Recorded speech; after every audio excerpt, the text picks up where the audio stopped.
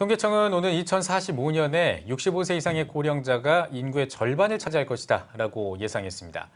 다가오는 초고령화 시대에 한국교회의 역할이 더욱 중요해질 텐데요. 네, 오늘 뉴스 더보기 시간에는 노인의 날을 맞아 한국교회 시니어 사역의 실제 사례와 지향점에 대해 말씀 나누겠습니다. 선한목자교회 여미선 목사님 나오셨습니다. 안녕하십니까? 안녕하세요. 예, 네. 목사님 반갑습니다. 앞서 말씀드린 것처럼 우리나라 정말 초고령화 사회를 향해 진입을 하고 있고 세계에서 가장 빨리 늙는 나라다 이런 이야기가 있는데요. 먼저 대한민국 현황에 대해서 좀 이야기를 해주셨으면 좋겠습니다. 지금 한국 사회는 고령 사회가 되었습니다. 예. 그리고 곧 초고령화 사회로 진입하게 될 것이라고 예상을 하고 있는데요. 이미 고령 사회가 된 나라들이 많이 있습니다. 근데 문제는 뭐냐면 고령화 속도입니다. 일본은 24년 만에 고령 사회가 되었다면 한국은 그 기록을 깨고 17년 만에 고령 사회가 되었습니다. 예. 한국 사회가 점점 더 고령화되는 만큼 한국교회도 비슷할 것 같은데 한국교회 현황은 어떤가요? 한국교회도 역시 사회 고령화와 마찬가지로 더 급진적으로 고령화가 되어가고 있는데요. 작년에 발표된 그 조사 결과를 보면 교인의 성장 증가수 지표를 보면 60세 이상 성도님들의 증가수가 압도적으로 많은 것을 보게 됩니다. 그래서 앞으로 10년 이내에 한국교회 주력 세대는 60대에서 70대 성도님들로 맞이하게 될 것이고 또 기독교회 안에 전체 교인의 60에서 70% 이상의 성도님들이 바로 시니어 성도님들로 이렇게 맞이하게 될 것이라고 예측을 하고 있습니다. 네. 그동안은 저희가 이제 다음 세대가 부족해진다, 다음 세대를 살려야 된다, 부흥시켜야 된다 이런 이야기들을 많이 했는데 또 거꾸로 생각을 해보자면 또 말씀해 주신 것처럼 앞으로 이제 대한민국 그 교계의 어떤 그 중심축이 60, 70대를 말씀해 주셨지 않습니까? 그만큼 이제 많아지고 한다면 이 어르신들을 위한 사역도 굉장히 중요하다고 생각을 합니다. 이 대한민국 교계에서 지금 어르신들을 위한 사역이 어떻게 진행이 되고 있고 이런 현황을 좀 들어볼 수 있을까요? 네. 지금 아마 한국교회 모든 교회들이 시니어 사역의 필요성에 대해서는 모두가 다 인식을 하고 있을 것입니다. 근데 그 사역에 대해서 필요성은 있지만 명확한 대안을 제시해주고 있지는 못한 상황입니다. 시니어 사역을 하고 있는 그 사역의 방향을 봐도 일단 모이시라 그리고 도와드린다 라고 하는 차원에서 사역들이 진행이 되고 있는데요. 이렇게 사역이 계속 진행되는 것뿐만 아니라 액티브 시니어, 그러니까 신중년층의 성도님들을 향한 사역의 개발이 더 필요하다라고 생각이 듭니다. 바로 65세부터 한 70세 정도까지의 이 신중년층이 지금 한국 교회 안에 많은 부분이 증가를 하고 있는데 바로 이 세대야말로 얼마든지 사역의 자리에서 그 일들을 능히 감당할 수도 있는 분들이고 또 다음 세대를 향해 믿음을 흘려보내줄 수 있는 그런 축복의 통로가 될 수 있는 분들이 바로 이분들이라고 생각이 됩니다. 그래서 교회에서는 앞으로 시니어 사역을 할 때 인생의 후반전을 교회에서 준비하자라고 한다면 바로 이 신중년층의 이 액티브 시니어층의 성도님들을 세워나가는 그 사역에 집중해야 되지 않겠나 생각이 듭니다. 네, 그야말로 인생의 후반전을 교회가 함께 해야 하는 건데 그러면 한국교회가 시니어 사역을 할 때 어떤 것들을 좀 중점적으로 두고 해나가야 할까요? 앞으로 시니어 사역은 조금만 더 내다봐도 한국교회의 블루오션이 될 것입니다. 사회에서 은퇴했다고 해서 교회에서도 다 은퇴를 해야 되는 것은 아니거든요. 시니어 성도님들은 한국교회 제2의 부흥을 앞당길 수 있는 잠재력을 가지고 계신 분들입니다. 이분들은 한국교회 부흥을 경험했었고 깊은 신앙의 연륜과 지혜를 가지고 있고 또 시간적인 여유도 있고 또 교회를 위해 더욱더 헌신할 수 있는 여건을 가지고 계신 분들이십니다. 하나님께서는 각 교회마다 이런 시니어 성도님들을 교회마다 준비해 놓으셨다고 생각이 듭니다. 그래서 그분들을 통해서 교회 안에 이런 성도님들이 깨어날 수 있는 그런 활동의 장이 마련되어져야 되고 또 그분들이 활동할 수 있도록 전략적으로 사역을 개발을 해서 이분들이 교회 안에 얼마든지 사역할 수 있고 교회를 세워나갈 수 있는 그런 일들을 우리 한국 교회가 그렇게 담당해야 하지 않겠나 생각이 듭니다. 뭐 특별히 지금 목사님이 사역하고 계시는 선한 목자교회에서 그 어르신들을 위한 사역하는 것들을 앞서서 좀 보도도 해드리고 했는데 이 선한 목자교회에서 이렇게 어르신들을 위한 사역을 하게 된 계기가 궁금합니다. 어떤 계기가 있었습니까? 저희 선한목자교회에서 시니어 사역은 갈렙교회를 중심으로 진행을 하고 있는데요. 네. 이 갈렙교회는 만 65세 이상 성도님들로 구성되어서 교회 안에 또 다른 교회 공동체로 저희가 이렇게 모여서 활동을 하고 있습니다. 창립된 지는 지금 한 8년 정도의 시간이 지나왔고요. 네. 노인 학교 그 사역을 넘어서서 모든 의사결정과 사역 구조 또 활동하는 모든 것들을 다 독립된 형태로 진행을 하고 있습니다. 이렇게 갈렙교회를 창립하게 된 배경은 8년 전에 선한목자교회에서 중요한 결정을 하나 했는데 65세의 모든 리더십이 다 은퇴하기로 결정을 한 것이었어요. 그러다 보니까 교회 안에 리더십은 상당히 젊어졌는데 이제 은퇴하신 성도님들은 목회적인 과제로 남겨지게 된 것이죠. 그래서 그때 과감히 만 65세 이상 성도님들로 구성된 공동체를 만들자 그렇게 결정을 하게 되었고요. 그때 당시에 선한목자교회 안에도 청년 중심의 젊은이 교회가 있었고 네. 또 결혼한 30대들로 모여진 요셉 교구가 있었고 또 결혼하지 않은 싱글 교구의 다윗 공동체가 있었습니다.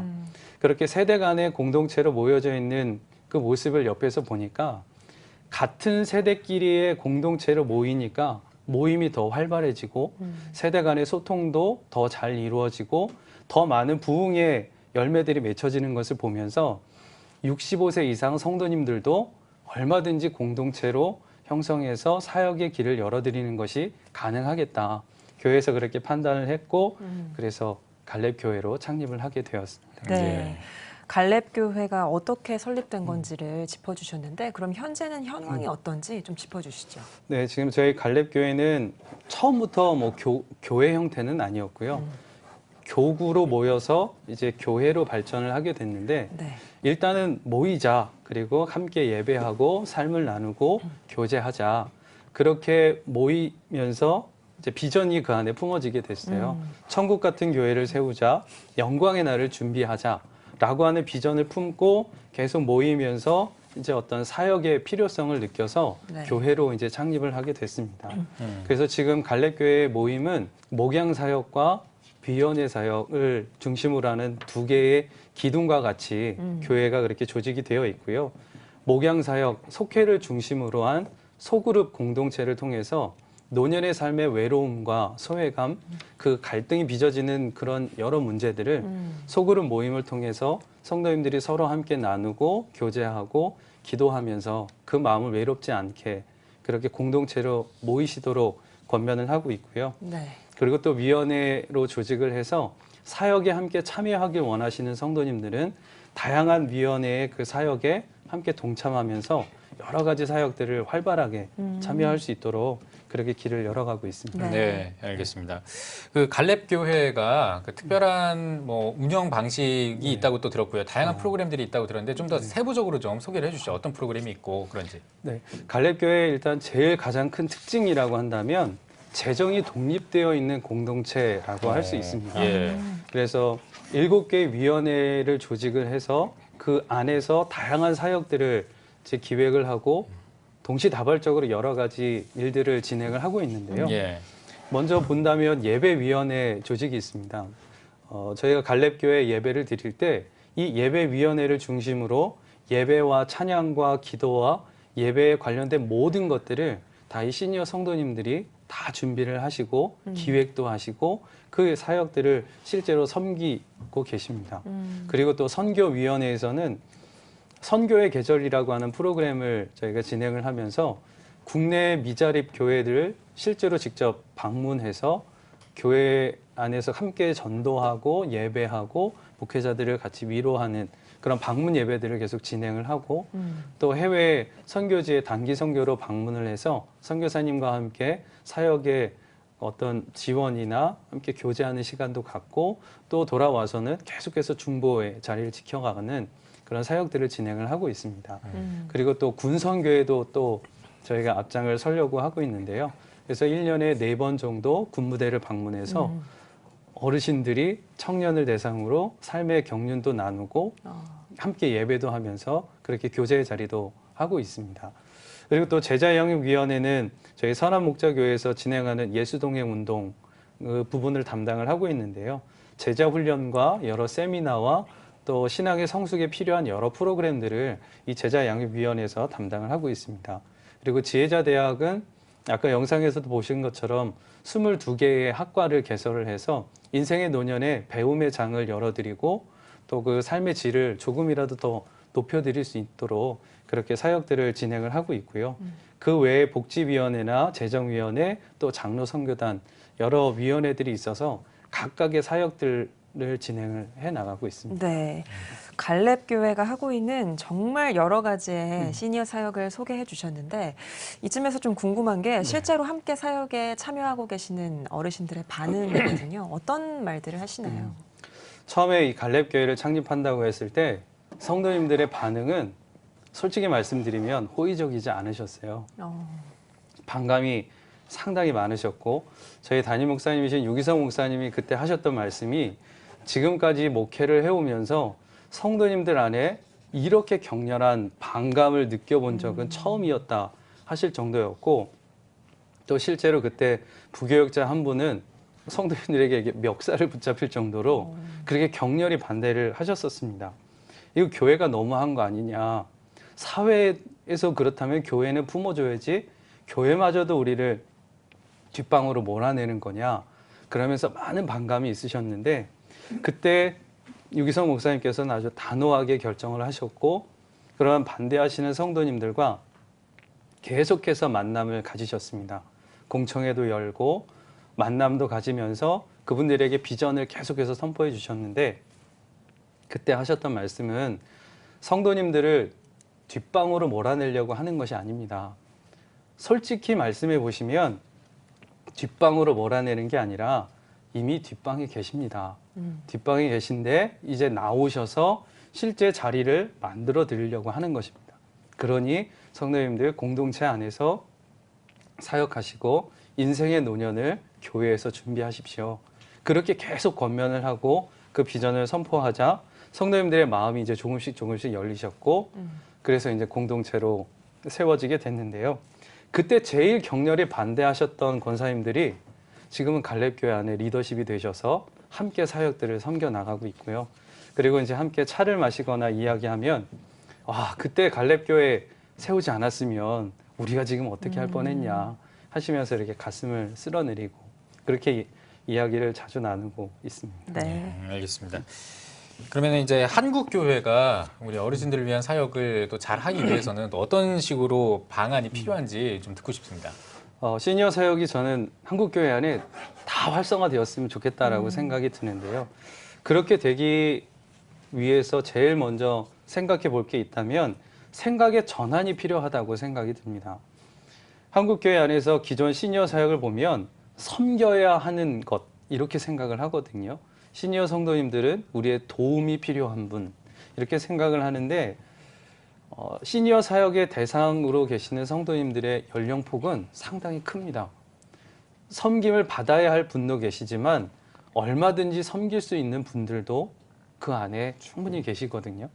그래서 시니어 사역을 획일화시킬 것이 아니라 세분화시켜서 섬김이 가능한 분들은 섬김의 자리로 나올 수 있게 해드리고 섬김이 필요한 분들은 돌봄의 사역으로 시니어 사역을 이어가는 것이 좋겠다 생각이 듭니다. 그래서 액티브 시니어, 바로 이 신중년층의 성도님들을 어떻게 세워낼 것인지에 대한 끊임없는 고민과 또 연합과 그 사역의 공유가 필요하겠다 생각이 들고요. 그리고 또 사역자의 이 사역의 전문화도 필요하다고 생각이 듭니다. 시니어 성도님들이 가지고 있는 그 마음의 아픔과 소외감, 또 그 마음의 상실감들을 어루만져 줄 수 있는 그런 사역들을 전문화시켜서 성도님들과 함께 사역을 해 나갈 수 있도록 그런 사역을 계속해서 개발하면 좋겠다 싶은데요. 하나로 저희 갈렙교회에서는 민족 기도회를 진행을 합니다.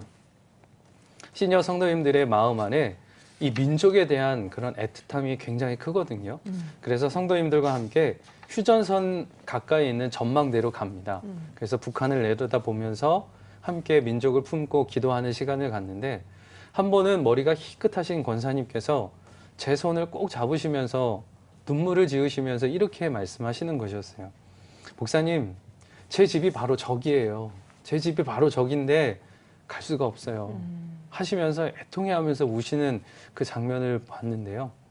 아, 이분들 안에 있는 이 마음의 아픔과 그런 눌림들을 교회가 어루만져 드리고 그 마음을 가지고 사역의 자리로 나올 수 있게 해드린다면 그 사역의 지경은 얼마나 넓어지겠나 그런 생각을 해보게 됩니다.